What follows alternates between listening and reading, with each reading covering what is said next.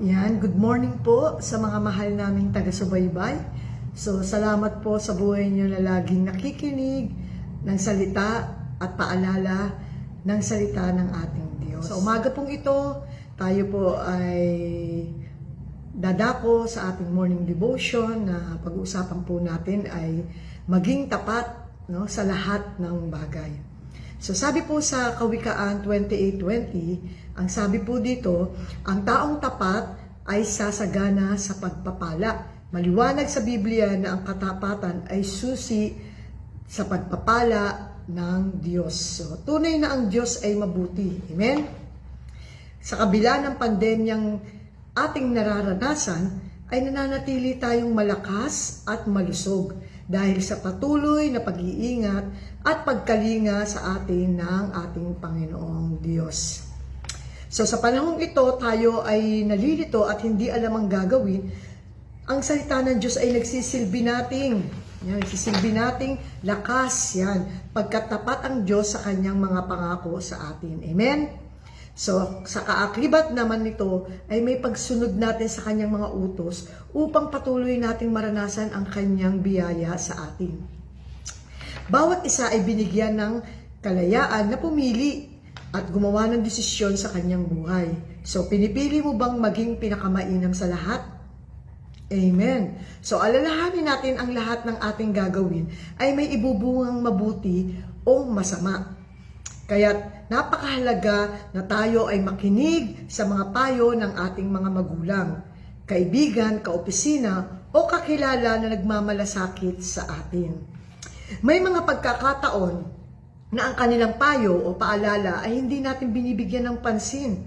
At pagdating ng panahon, ang kanilang ibinahagi sa atin ay katulad ng isang ginto o kayamanan na napakahalaga sa atin. So, nararanasan mo na bang magsinungaling? Marahil ang maririnig natin sa ating nakausap ay nagawa ko ng magsinungaling at hindi naman ito maiiwasan. Yan ang laging sinasabi, no? Hindi naman maiiwasan. Totoo naman po yun. So, sino nga ba ang hindi nagsisinungaling mula pagkabata? So, naalala natin na kapag tayo ay hindi nagsasabi ng katotohanan, ay pinapalo tayo at dinidisiplina tayo dahil ayaw nilang maging sinungaling tayo. So, ano nga bang benepisyo ng pagiging tapat? Ang tapat na labi ay mananatili kailanman, ngunit ang dilang sinungaling ay hindi magtatagal. Kawikaan 12:19, diyan po natin mababasa yon. So, ang pagsabi ng katotohanan at pamumuhay ng tapat ay pangmatagalan at nagiging sinungaling ay panandalian lamang. Ang Panginoong Diyos ay nagsasabi sa atin na dapat tayong mamuhay ng may katapatan. Dapat manatili ang ating puso at isipan na alam ng Diyos ang lahat ng bagay na wala tayong maitatago sa Kanya. Nagawa naman natin itong magsinungaling sa ating kapwa, darating naman ang panahon na tayo ay haharap sa Diyos upang tumanggap ng gantimpala o hatol mula sa Kanya. Huwag kang sasaksi ng walang katotohanan laban sa iyong kapwa. Yan po ay sa Exodus 20:16. So, nasusuklam ang Panginoon sa mga nandadaya sa timbangan, hindi ito mabuting gawain. Yan. So, ang mga nabanggit na talata ay nagtuturo po sa atin na tayo ay dapat maging tapat sa salita at gawa. Sapagkat kinamumuhian ng Diyos ang sinungaling at kinahahabagan ang mga taong tapat. Nasusubok ang ating pagsunod at katapatan sa panahon na tayo ay dumarata sa matinding pagsubok. Tapat kang negosyante kung walang daya ang iyong timbangan. Tapat kang estudyante kung hindi ka nangongopya sa eksamen. Tapat kang magulang kung ginagawa mo ang iyong katungkulan sa iyong mga anak. Tapat kang asawa kung hindi mo ipinagpapalit ang iyong asawa. Tapat kang anak kung hindi ka nagsisinungaling sa iyong mga magulang. Tapat kang trabahador kung nagtatrabaho ka ng maayos. Kahit walang nakakakita sa'yo. Tapat kang Kristiyano kung nagsisimba ka palagi at tinutupad mo ang iyong mga tungkulin. So, pinagpapala ang mga taong nananatiling tapat sa kabila ng mga pagsubok, sapagkat matapos niyang malampasan ang pagsubok, tatanggap siya ng gantimpala ng buhay at ipinapangako ng Panginoon sa mga umiibig sa Kanya. Dumarating sa ating buhay ang kakulangang pinansyal. Tinutokso tayo ng kaaway o dyablo na makakompromiso at gumawa ng katiwalian at kasinungalingan. Alalahanin natin na ang pagiging tapat ay kalakip ng gantimpala ng Diyos at sa kinauukulan. Tapat ang Diyos sa kanyang pangako sa atin.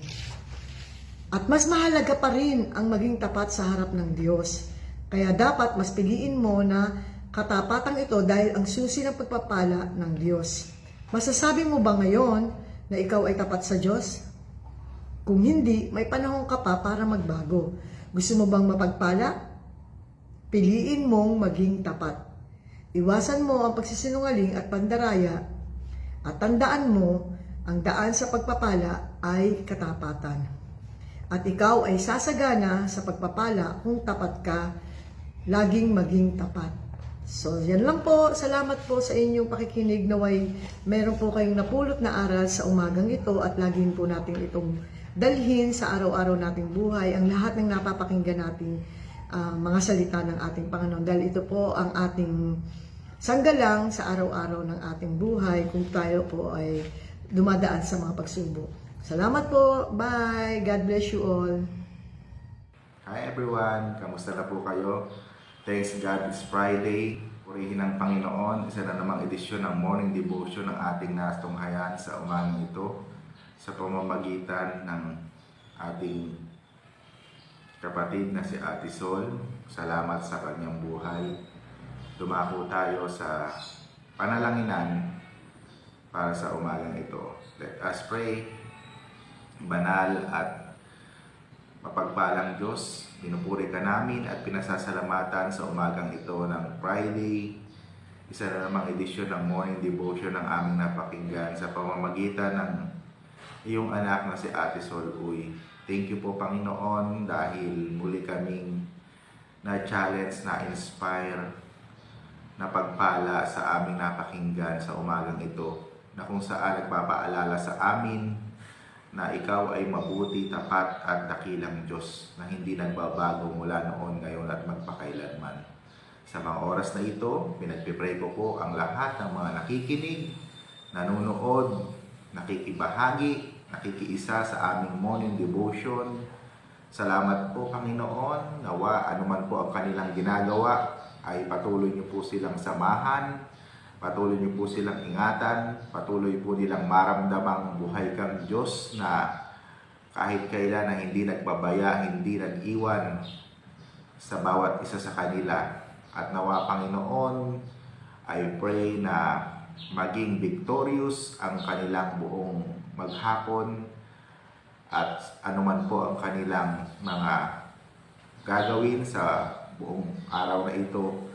Huwag niyo po silang iiwan at mababayaan. Patuloy ko rin pong pinagpipray ang CUMC family.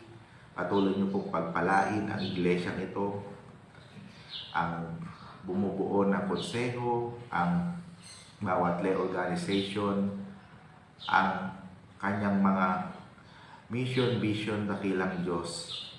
At nawa, ikaw ang lagi naming madama sa aming mga buhay. Pinagpipray ko rin sa iyo ang aming bansa. Salamat po sa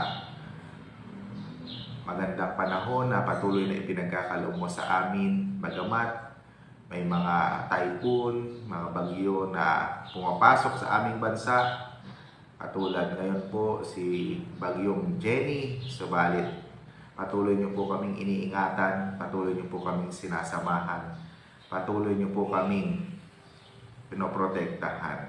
Dakilang Diyos, pinagpipray ko rin sa iyo ang mga kapatid namin na nakakaranas ng mga pagsubok. Tulungan niyo po sila, dakilang Diyos. We pray na maging ma-overcome nila ang lahat ng ito sa kanilang mga buhay at makita ang tunay na dahilan kung bakit nila ito nararanasan ay upang maihayag ang iyong kadakilaan. Dakilang Diyos, pinagpipray ko rin sa iyo ang lahat ng iyong mga anak na may mga karamdaman. Maaring yung iba ay nanonood sa mga oras na ito. In the name of Jesus, ipuin niyo po sila ng iyong mapagpalang kamay at iparanas ang iyong dakilang kabutihan sa pamamagitan ng pagpapagaling mo sa bawat isa sa kanila. Lord Jesus, pray ko rin po sa lahat ng mga lay people na kasama namin sa ministry. Tunay nga na kung wala ang mga laiko ng aming iglesia, ay wala rin po kaming mga workers. Kaya sa buwang ito na sineselebrate namin ang buwan ng laiko, nawa dakilang Diyos, ikaw ang patuloy nilang maranasan, ikaw ang patuloy nilang madama, ikaw ang patuloy nilang makita, mahayag sa kanilang mga buhay.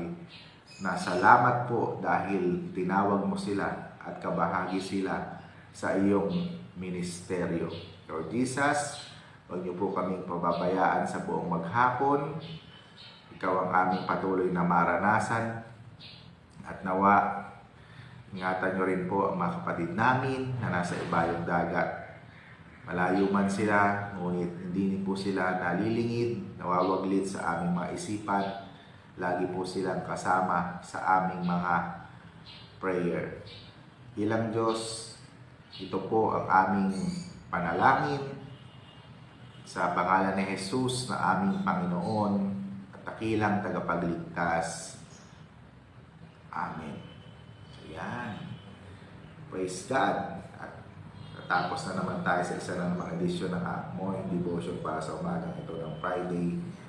And I pray na kayo ay patuloy na iniingatan, sinasamahan, pinagpapala ng ating Panginoon. Lagi niyo pong suportahan ang aming morning devotion.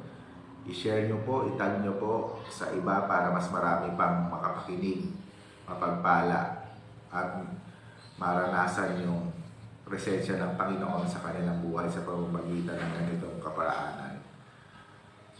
Mula po dito sa Crossroad United Methodist Church, ito po ang inyong lingkod, Pastor Moses. Laging nagsasabing ang Diyos ay mabuti noon, ngayon, at magpasawalang hanggan. Hanggang sa muli, paalam!